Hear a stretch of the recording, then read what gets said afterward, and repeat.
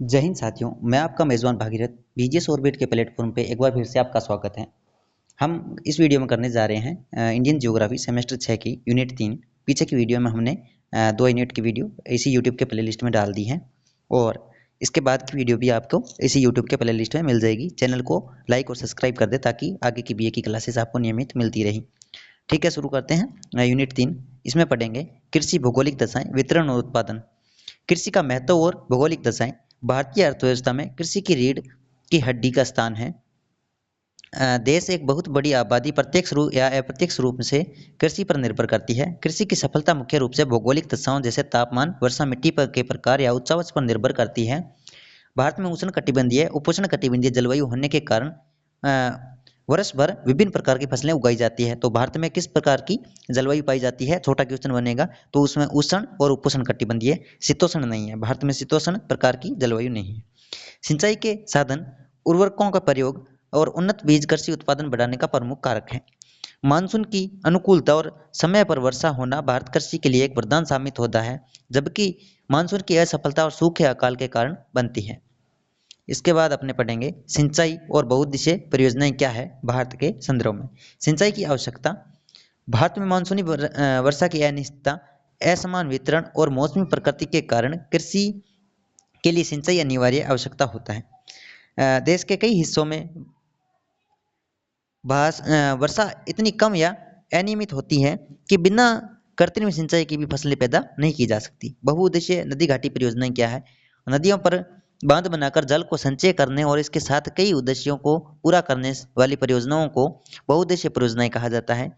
इन्हें देश के पहले प्रधानमंत्री पंडित जवाहरलाल नेहरू ने आधुनिक भारत का मंदिर कहा था। तो बहुउद्देशीय परियोजनाएं को आधुनिक भारत का मंदिर किसने कहा था? तो पंडित जवाहरलाल नेहरू ने, भारत के पहले प्रधानमंत्री थे। प्रमुख उद्देश्य क्या है? सिंचाई के लिए जल उपलब्ध कराना, जल विद्युत का उत्पादन, बाढ़ में नियंत्रण, पेयजल आपूर्ति, नौकाएं और मत्स्य पालन का विकास। प्रमुख परियोजनाएं देखेंगे, भाखड़ा नागल परियोजना, दामोदर घाटी परियोजना और हीराकुंड परियोजना, सरदार सरोवर परियोजना, ये प्रमुख परियोजनाएं हैं। महत्वपूर्ण बिंदु देखेंगे, बहुउद्देशीय परियोजनाएं जहां एक और कृषि और औद्योगिक विकास का आधार है, वहीं दूसरी ओर विस्थापन और पर्यावरणीय असंतुलन जैसी चुनौतियां भी पैदा करती है। उसके बाद प्रमुख फसलें गेहूं, चावल, गन्ना और कपास के बारे में देखेंगे। ये प्रमुख फसलें हैं। चावल, राइस।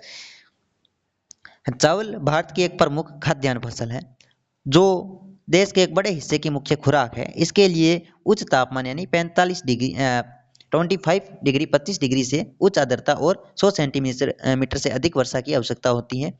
यह मुख्य रूप से पश्चिम बंगाल, उत्तर प्रदेश, पंजाब, आंध्र प्रदेश, तमिलनाडु में उगाया जाता है। गेहूं उत्तर और उत्तर पश्चिमी भारत की मुख्य फसल रबी है। इसके विकास के मध्यम तापमान यानी 15 से 20 डिग्री और 50 से 75 सेमी वर्षा की आवश्यकता होती है। अपने देखे चावल में 25 डिग्री तापमान होना चाहिए और 100 सेमी वर्षा होनी चाहिए चावल।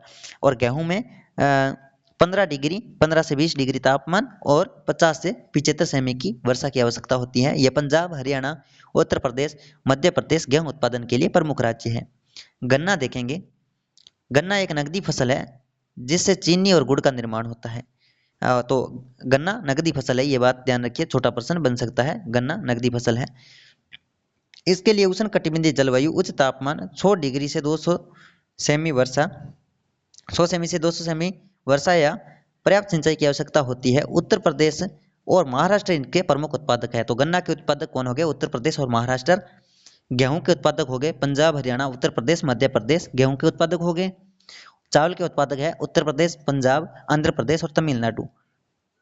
तो उत्तर प्रदेश में गन्ना, गेहूं और चावल तीनों कॉमन राज्य कौन सा आ गया? उत्तर प्रदेश। इसके बाद बात करेंगे कपास की, यानी कि कॉटन। कपास वस्त्र उद्योग के लिए कच्चा माल उपलब्ध कराने वाली रबी या खरीफ फसल है। तो कपास को रबी और खरीफ दोनों में गिना जाता है। इसके लिए काली मृदा यानी रेगुर, उच्च तापमान, पाला रहित दिन यानी 50 से 100 सेमी वर्षा आदर्श मानी जाती है। गुजरात, महाराष्ट्र और तेलंगाना इसके प्रमुख क्षेत्र हैं। उसके बाद अपने पढ़ेंगे चाय, कॉफी एवं फल एवं सब्जियां। चाय पढ़ेंगे, टी। चाय एक महत्वपूर्ण बागानी फसल है। तो महत्वपूर्ण बागानी फसल कौन सी होगी? चाय। इसके झाड़ियों के विकास के लिए ढालदार भूमि जहां पानी न रुके, अधिक वर्षा यानी 150 से 250 सेमी और गर्म और नम जलवायु की आवश्यकता होती है। चाय, असम चाय के लिए विख्यात है ज़्यादा। असम, पश्चिम बंगाल, दार्जिलिंग और केरल इसके प्रमुख उत्पादक हैं। कॉफ़ी पढ़ेंगे। कॉफ़ी मुख्य रूप से दक्षिण भारत के पहाड़ी ढलानों पर उगाई जाती है। तो असम में चाय, कॉफ़ी का पूछे तो दक्षिणी भारत में कॉफ़ी। भारत में अरेबिका, रोबस्टा किस्में प्रमुख है।